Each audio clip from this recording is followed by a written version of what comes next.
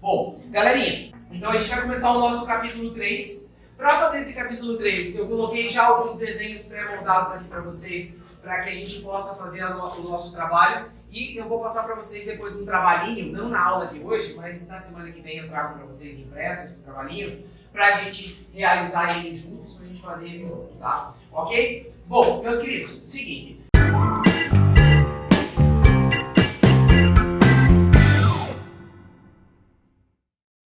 O nosso trabalho de hoje consiste em a gente começar a trabalhar com a ideia de operação entre vetores, certo? E quando a gente vai trabalhar com essas operações de vetores, a gente vai ver que a operação de vetor ela é um pouco diferente da convencional. Por quê? Porque ela envolve algo geométrico, né? Envolve algo que tem módulo, tem direção e tem sentido, tem uma orientação para você trabalhar, certo? Então, quando você estiver realizando soma de vetores, você vai observar que, no fim das contas, a ideia em si ela é simples de você desenvolver. E dá para você desenvolver ela de duas formas diferentes. Na forma gráfica, que a gente vai desenhar as somas, certo? E também a gente pode fazer essa soma de vetores na forma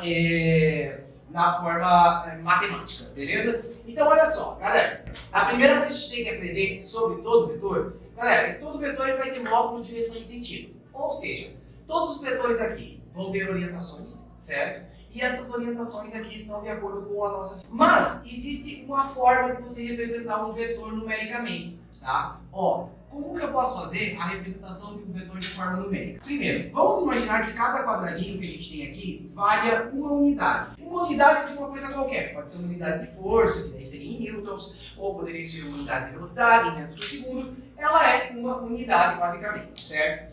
Cara, isso quer dizer que todo vetor eu posso escrever ele numericamente. Como que eu escrevo um vetor numericamente? Ó, o vetor, eu vou escrever ele numericamente, sempre colocando aqui, entre parênteses, quanto que ele tem de componente horizontal, e sua componente vertical. Só que, como na horizontal tem duas orientações, você pode ir para a direita ou para a esquerda, e na vertical também há duas orientações, para cima ou para baixo, a gente vai fazer o seguinte, nós vamos usar uma regra que quando eu estiver fazendo algo na horizontal, eu vou usar um sinal de positivo ou um sinal de negativo.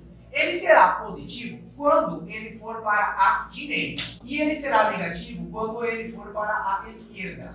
Já em sua componente vertical, você vai fazer a mesma coisa, mas você vai dividir não entre direita e esquerda. Você vai dividir entre para cima e para baixo, ou seja, ele pode ser positivo ou ele pode ser negativo. Ele será positivo quando ele for para cima e ele vai ser negativo quando ele for para baixo. Ok. Pessoal, seguinte aqui, ó. Vamos supor que eu chego para você e falo assim, viu, eu preciso que você realize uma operação vetorial aqui e essa operação que você vai fazer no primeiro caso é o vetor A somado do vetor B, A mais B. Ok, ele vai dar um certo vetor resultante. Como que eu construo esse vetor resultante? Não é difícil de você fazer, é só você engatar um vetor no outro. Ou seja, você desenha o teu vetor A e ao final do vetor A, você engata o vetor B e desenha ele. Ó, por exemplo, o vetor A ele tem duas casinhas para a direita e o vetor B tem duas casinhas para cima. Para fazer caber aqui, eu vou fazer o desenho assim, ó. Eu posso marcar um lugar qualquer para começar o meu desenho. Então eu vou fazer aqui na parte de baixo o vetor A. Certo? E aí, pessoal, eu vou fazer depois o vetor B, engatado na ponta do A. Vetor B. Quem é o vetor resultante nesse caso, galera? Ele é o vetor que conecta o início do A, do teu primeiro vetor, com o final do teu último vetor. Então aqui, ó, vai estar o seu vetor de resultante. Ok. Galera, como que eu poderia fazer isso numericamente? Como que eu poderia representar isso numericamente? Ó, galera, vamos então escrever todos os vetores que a gente tem aqui usando essa regra. Eu vou colocar quanto que ele tem de componente horizontal, respeitando positivo, negativo, direita e esquerda, e vertical, respeitando positivo, negativo para cima e para baixo. Por exemplo, olha só o vetor A. O vetor A, ele é um vetor que você tem duas casinhas para a direita, mas não tem nenhuma casinha para cima e para baixo. Então ele vai ser um vetor 2, 0. Lembra que primeiro você sempre representa a componente horizontal e depois a vertical. 2, 0. Faz sentido aqui o A? Pegou? Sushi? Como é que vai ser o vetor B? O vetor B, ó, é duas casinhas para cima. Então ele só tem componente vertical. Ou seja, sua componente horizontal é 0 e sua componente vertical são duas casinhas. Ele é um 0, 2, esse vetor, certo? Como é que vai ficar o vetor C, galera? Para você fazer o vetor C, ó, você teria que andar duas casinhas para a direita e uma casinha para cima. Ou seja, o vetor C será um vetor 2 para a direita, 1 para cima. Beleza? 2 positivo, 1 positivo. Certo? E o vetor D? Como é que ele vai ficar, galera? Ele é 1 para 1. Só que perceba aqui o seguinte, ó, o vetor B é vindo para a esquerda. Então, ó, ele é uma casinha para a esquerda e uma casinha para baixo. Ou seja, ele vai ser um vetor menos 1 com menos 1. Faz sentido isso aqui? De boa? O vetor B menos 1, menos 1. Sim. E o vetor E? E o vetor E? Quais são os componentes dele? Na horizontal, para a direita ou para a esquerda? Para a direita. Então é mais 1. E na vertical? Menos 1. Ó, para fazer o vetor A, somente duas casinhas para a direita. Então, 2 na componente horizontal, ele não sobe nem desce, 0 na componente vertical. O vetor B, duas casinhas para cima. Então, ele não tem componente horizontal, mas ele tem componente vertical, 2 para cima. O vetor C, 2 para a direita, perdão, 2 para a direita e 1 para cima. Fechou o vetor C. Vetor D, 1 para a esquerda, 1 para baixo. Então, como é para a esquerda é menos 1 e como é para baixo, menos 1. E o vetor E, 1 e menos 1. Por quê? Uma casinha para a direita e uma casinha para baixo. Beleza? Sempre colocando primeiro a componente horizontal e depois a vertical. Ó, pessoal, como eu posso executar a soma do A com B? Se eu pedir para você em uma prova A com B, eu posso te entregar aqui uma tabela com vários vetores. Aí você pode desenhar aqui, fazer o teu quadriculado e desenhar o teu vetor e representar a tua resultante, certo? Mas você também pode fazer matematicamente, ó. Simplesmente some A com B, ó. A mais B. Ó, o A, ele é 2 e 0. O B, ele é 0 e 2. Quanto que vai dar a sua resultante? Some as componentes horizontais e as verticais, ó. As verticais, 0 com 2 dá 2 e 2 com 0 dá 2 também. Então, a minha resultante confirma com o meu desenho. Olha a resultante. A resultante é 2 para a direita, 2 para cima. Ele é um 2 por 2. Olha aqui. Numericamente 2 por 2. Você pode fazer numérico ou você pode fazer esse cara de forma analítica desenhando, certo? Tem um outro detalhe que é importante você saber sobre essa soma. Essa soma, ela possui uma propriedade que é aquela propriedade na qual a ordem pela qual você executa a soma não altera o seu resultado final. Por exemplo, se eu for fazer de novo o meu vetor A mais B, eu não sou obrigado a colocar o A primeiro e depois o B. Eu posso começar pelo B e depois fazer o A. Ó, se eu começar com o B é um vetor na vertical subindo duas casinhas. Ó, tá aqui o vetor B. E o vetor A? Ó, o vetor A é duas casinhas para a direita. Fechou o vetor A. Isso quer dizer que a sua resultante conecta o início com o final do teu desenho? Iniciou-se aqui, terminou-se aqui. Então, ó, olha a minha resultante aqui. Ele continua dando uma resposta um vetor 2 por 2. Ou seja, isso quer dizer que ele respeita aquela propriedade que, se não me falha a memória, é a propriedade comutativa. Você pode comutar ali as posições desses, a hora de você executar a soma desses vetores, tá? Agora, olha só. Imagina eu colocar para vocês o seguinte. Eu quero que vocês executem a soma A mais B, não. A mais E mais D. Como é que vai ficar a sua resposta? A mais D mais E mais D. Ó, galera, vai lá. Primeiro tu coloca o vetor A. Tá aqui o seu vetor A, certo? Beleza. Aí, galera, você em seguida coloca o teu vetor E aqui, que é o de sequência, ó. O E descendo uma diagonal 1 por 1. Então aqui, ó, o vetor E. E em sequência você coloca o teu vetor D. Ó, fechou o teu vetor D. Ok. Qual é a sua resposta então, pessoal? Ó, a sua resposta conecta o início do seu desenho com o final desse teu desenho. Então a gente vai colocar aqui, ó, um vetor que conecta o início com o fim. E essa seria a nossa resposta, nosso vetor de resposta. Então ele vai ser um vetor 2 por 2, só que 2 para a direita e 2 para baixo. Beleza? Fez sentido isso aqui? De boa? Ó, dá para provar para vocês que se eu for executar a mesma soma A mais E mais D, eu posso executar essa soma em qualquer ordem que eu quiser. Por exemplo, se eu quiser, eu posso começar colocando o vetor D, aí depois eu coloco o vetor A e depois eu coloco o vetor E. Você vai ver que vai dar a mesma resposta. Esse aqui? É desse cara aqui, ó. A com B. A com B deu uma resultante 2 por 2. Esse R aqui é uma 2 por 2. Tá? Ok? Agora, olha só. Esse cara aqui, como é que ele vai ficar? Ó, eu vou fazer uma ordem diferente. Eu vou começar colocando o vetor D, por exemplo. Ó, coloca primeiro o vetor D. Esse cara aqui é o nosso vetor D. Ele é um vetor 1 por 1, só que um para esquerda e um para baixo. Certo? Fechou. Ok. Na sequência, eu vou colocar o vetor A, ó, que ele é 2 casinhas para a direita. Vetor A. Fechou? E no final, eu vou colocar o vetor E, que é o último que está faltando aí na soma. Tá aqui. Tem o vetor E. Beleza? Aí, cara, o que acontece? Bom, o que acontece é que o seu resultado conecta o início com o final do seu desenho. Então vai ser esse vetor aqui. Aqui está o resultante. Conectou o início com o final. Cara, no que ele conectou o início com o final, o que aconteceu? Ó, aqui era um vetor 2 para a direita, 2 para baixo, meu R. E esse cara continua sendo 2 para a direita, 2 para baixo. Agora, pessoal, e matematicamente, como é que ia ficar? Ó, se você for fazer matematicamente, o vetor A somado do vetor D, somado do teu vetor E, ele resultará. O A é 2 e 0. O vetor D, que é este cara aqui, ele é menos 1 e menos 1. Menos 1 e menos 1. E o teu vetor E, ele é 1 e menos 1. 1 e menos 1. Se você executar a soma de todo mundo, ó, 2 com menos 1 com 1, 1 com menos 1 anula, sobra somente o 2. 0 com menos 1 com menos 1 vai dar menos 2. E veja que ele é um vetor 2 para a direita e 2 para baixo. Assim como fechou o meu vetor R aqui. Ok? Galera, difícil isso aqui? De boa, né? É você fazer uma representação gráfica ou você fazer uma representação numérica.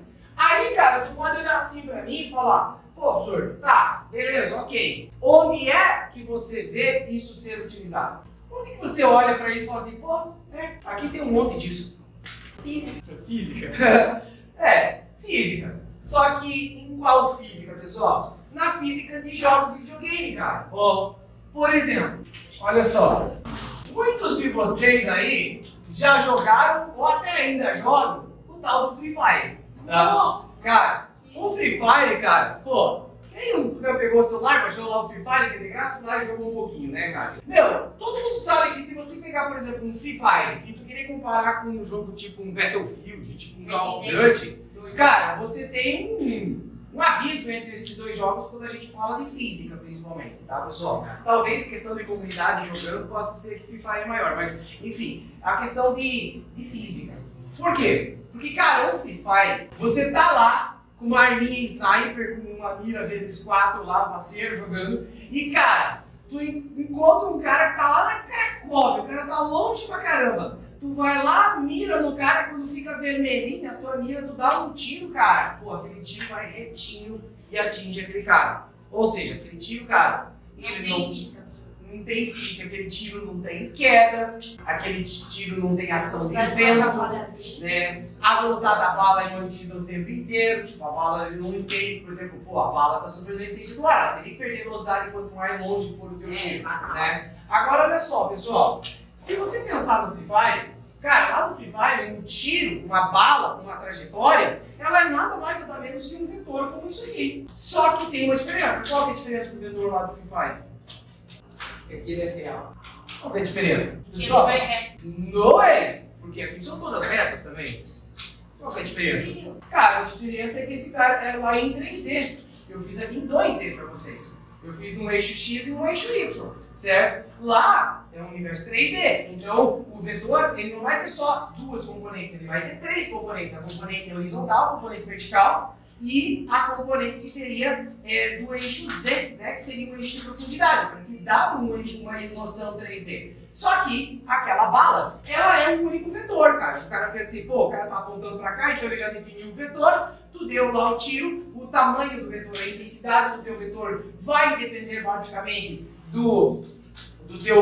da tua precisão ali, né? E aí eles fazem algumas coisinhas assim do tipo, pô, se você tá com uma arma de sniper, ela atira bem retinho pra onde você atirou, mas se você tiver com uma metralhadora, às vezes os tiros saem espalhados, então aquela metralhadora ela tem vários vetores para ela, e esses vetores são soltos de forma aleatória, então não é sempre bem retinho, certo? Mas, cara, qual que é a diferença, por exemplo, no Call of Duty? Cara, ó, vamos pensar aqui no Call of Duty, e aí eu vou colocar aqui como se fosse um 2D, certo? Ó, se fosse um sistema 2D, eu poderia imaginar aqui o seguinte, ó, galera. Que o vetor que vai dizer para onde vai a bala poderia ser algo desse jeito aqui, ó. Vamos supor que você deu um disparo com a bala aqui, ó. Só que esse disparo foi um disparo na horizontal para a direita. Tá aqui o vetor que representa para onde vai a tua bala. Ela vai exatamente aqui. Então, por exemplo, se aqui você tem um alvo, você vai acertar obrigatoriamente esse alvo?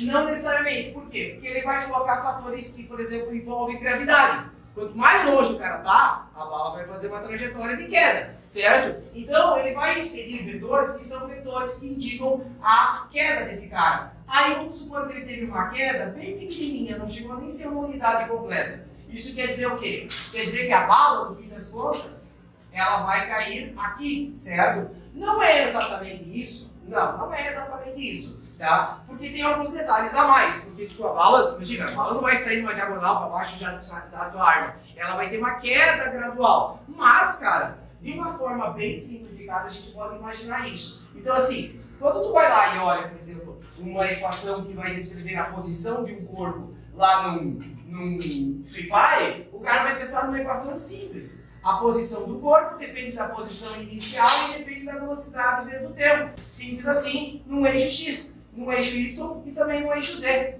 Agora, se você estiver descrevendo essa posição aqui desse cara, você vai ter que, por exemplo, lá no Call of Duty, inserir fatores da gravidade, gravitacional, fatores que envolvam a gravidade. Você vai inserir fatores que envolvam o vento, certo? Se o cara quiser, ele pode até falar assim, viu? Quando o ar está mais denso, a bala perde velocidade mais rapidamente do que quando o ar está menos denso. Então você poderia até colocar fatores climáticos em cima dessa tua conta, pensando que quando está mais quente, quando está mais úmido, o ar fica mais pesado. Então assim, cara, o que acontece é que fisicamente, esse nosso conceito aqui, cara, ele é um conceito que a gente vai aplicar muito dentro do computador, tá? Todo computador, quando você está falando de construção de imagens, e também quando você fala de construção de mecanismos de movimento, quando você está falando tipo, dentro de mecanismos de jogo, por exemplo, cara, é tudo vetor, tá? Tanto é, cara, que você sabe muito bem que aquele boneco lá se mexendo num joguinho, na verdade dentro do computador é um monte de números, né? E esses números são o quê?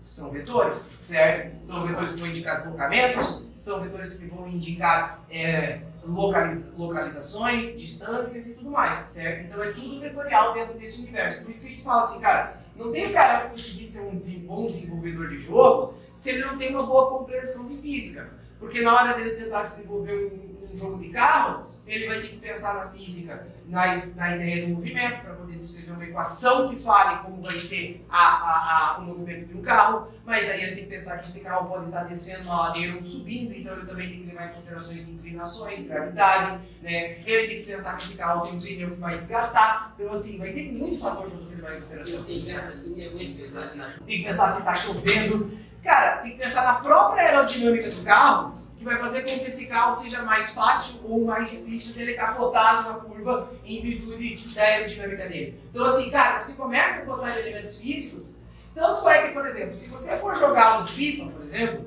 eu adoro jogar o tal do FIFA, né? Inclusive eu entreguei pra minha mulher lá as baterias dos controles lá de casa, falei, cara, tira de bater perto de mim porque eu tô policial do negócio. Cara, se tem um negócio que tu odeia lá no FIFA, é o seguinte, tu tá lá jogando um online, aí tu tá jogando lá bem as partidas boas, tá tudo bem, fazendo passe, não sei o quê. Aí o outro cara tá louco jogando uma retranca lá desgraçada, pá, tu encontra um passe em profundidade, pá, tá, pede um gol, você, nossa, que massa, vou fazer uma vitória aqui na tal da Weekend League, né, que é o campeonato final de semana deles. Cara, e aí você tá passeando, não sei o quê.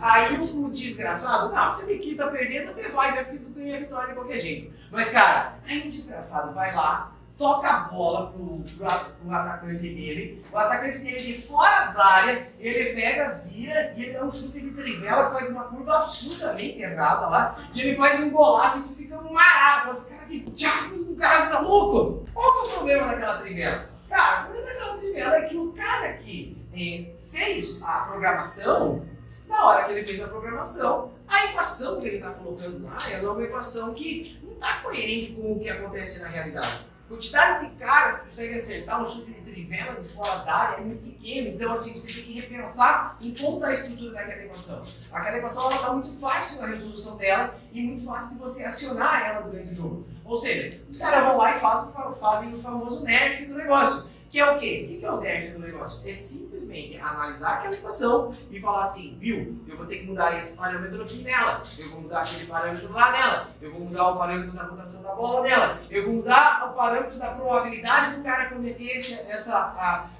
conseguir fazer a jogada perfeita, né? Porque quando você olha para a nota de um jogador de FIFA, é tudo probabilidade. Ah, tu tá na frente do gol com o Mbappé que tem finalização 99, então quando tu chutar, tu vai acertar? Provavelmente, essa é a resposta, provavelmente. Porque se ele é 99, ele não é 100. E se ele não é 100, isso quer dizer que ele, teoricamente, existe 1% de chance dele cometer o erro, né? É lógico que esse negócio não é tão linear dessa forma, tá, pessoal? Aí os caras vão falar de uma de parada lá, mas, cara, a ideia básica é essa, né? Então, quando você está desenvolvendo dentro do universo de jogo, cara, você vai estar mexendo com esses vetores toda hora. Você vai estar mexendo com outros fatores, inclusive. A própria rotação da bola é um negócio que poderia te proporcionar um novo vetor para você levar em consideração aqui para fazer a descrição do movimento que está acontecendo. Pois não. Nada, deixa. Deixa quieto? Então tá, beleza. Pessoal, tá clara essa nossa ideia aqui? Tá? Semana que vem, para a gente poupar um pouco de caderno, eu vou trazer para vocês uma listinha impressa, onde todos esses quadriculados aqui vão estar montados já para vocês, tá? Eu vou colocar nos vetores, e aí a gente vai fazer a execução dessa soma de vetores em várias situações distintas, né? Para mim, é bem fácil eu pegar no computador, fazer uma vez o quadriculado, dar Ctrl+C, Ctrl+V várias vezes, e aí passar para vocês já o desenho dessa forma. Senão aqui, ó, se eu for dar mais 4 exemplos, vou ter que ficar fazendo um monte de quadriculado aqui, então eu vou deixar para semana que vem a gente exercitar essa situação, tá? Cuidado com essa linguagem que a gente tem aqui, pessoal. Essa linguagem aqui, ela ajuda demais, cara. Ela é muito legal para você resolver o teu problema sem espaço. Ó, perceba que eu poderia ter feito, ó, esse problema aqui, desenhando todo um quadriculado e fazendo a parte gráfica, ou eu posso simplesmente fazer uma representação numérica do que está acontecendo ali e esclarecer a situação. Beleza? Pode falar. Vai lá. Mas olha ali gravado. É, sou animal. Ah, eu vou ter que usar o jantar, né? Ela só isso. Ele nem tem internet. É, o Você cara deu não o tem vídeo? internet. Ô, professor, mas Foi? você fez tarefa? Hoje não. Hoje não. Olá. Tá? Pessoal, agora é o seguinte, meus queridos. Vamos comentar mais uma coisinha sobre esses nossos vetores aí, tá? Ah, O cara tá no perigo. tu não tirou a foto? Eu vi perdi o celular? Não sei se você não sabe. Eu te mando foto. Ok. A mão. Beleza? Bom, Vai tirar nele. ok? Vamos lá então, pessoal, por favor. Você manda agora? Ok? Vamos lá? Então, meus queridos, na nossa sequência, a gente vai aprender a fazer uma manipulação com relação à decomposição de um vetor, tá? Porque o que acontece? Quando você está fazendo a representação do seu vetor, eu posso representar o meu vetor de diferentes formas. Por exemplo, aqui, galera, vamos só colocar mais um quadriculado aqui para fazer a construção. Aqui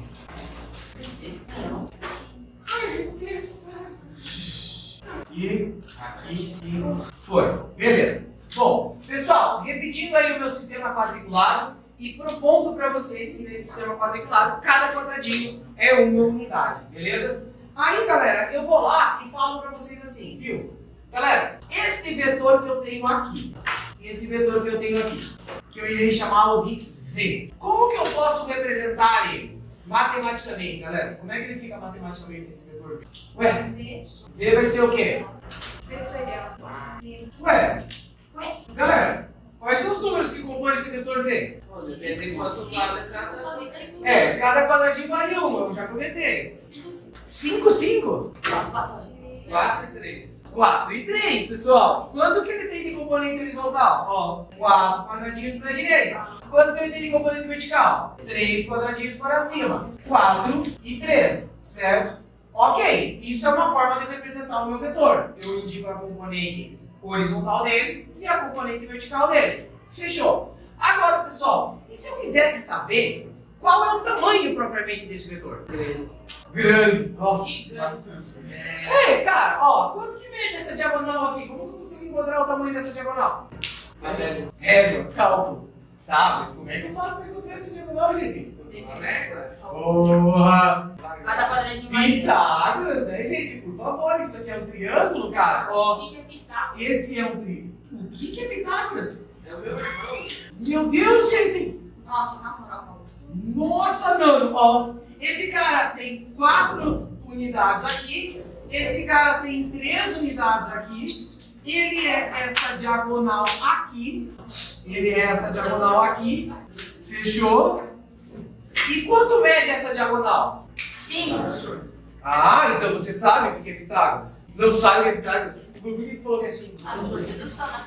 Dedução? Ou era 5 ou era 2, né, professor? Porque tá uma ordem clara ali, 3, 4, né? Ó, pessoal, por favor, né, gente? Ó, teorema de Pitágoras aqui, galera. Todos vocês já tiveram isso. Hipotenusa ao quadrado é igual ao cateto número 1 ao quadrado mais o cateto número 2 ao quadrado. Ok? Hipotenusa ao quadrado é igual a um dos catetos é 3 ao quadrado mais o outro cateto ao quadrado, 4 ao quadrado. Então, hipotenusa ao quadrado é igual a 9 mais 16. Quadrado de 3, 9. Quadrado de 4, 16. 9 com 16, 25. O quadrado da hipotenusa não O vira raiz. professor tem quantos Vai ver a catetos? raiz, né? 2 catetos sempre. Os catetos sempre são os caras que estão junto com o ângulo de 90 graus. Um cateto com um cateto. E a sua hipotenusa é o cara oposto lá, o ângulo de 90 graus. Se, e o cateto adjacente. Isso aí, tá? Só qual é o oposto de assim? Cara, isso depende do que é o ângulo, ó. Se você tem um ângulo alfa aqui, esse cara está encostado no alfa, então esse cara é adjacente. E esse cara está lá do outro lado comparado ao alfa, então ele é o oposto, tá, pessoal? Agora, mas são 2 catetos. Catetos ao quadrado, soma do quadrado de cada um dos catetos vai dar o quadrado da hipotenusa. Beleza, o que eu faço agora com essa conta aqui? Raça quadrado raiz. Isso, você vai tirar uma raiz quadrada desse cara aqui, tirar uma raiz quadrada desse cara aqui, e você conclui que a hipotenusa vale 5. Então, pessoal, isso quer dizer o seguinte: eu posso representar esse vetor de 2 formas diferentes. Eu posso representar ele como sendo um vetor 4, 3, ou eu posso simplesmente representar o módulo desse vetor. O módulo dele. No caso, o módulo dele ele seria um vetor com 5 unidades. Pessoal, qual das 2 informações ele é mais completo? Por quê? Porque Módulo.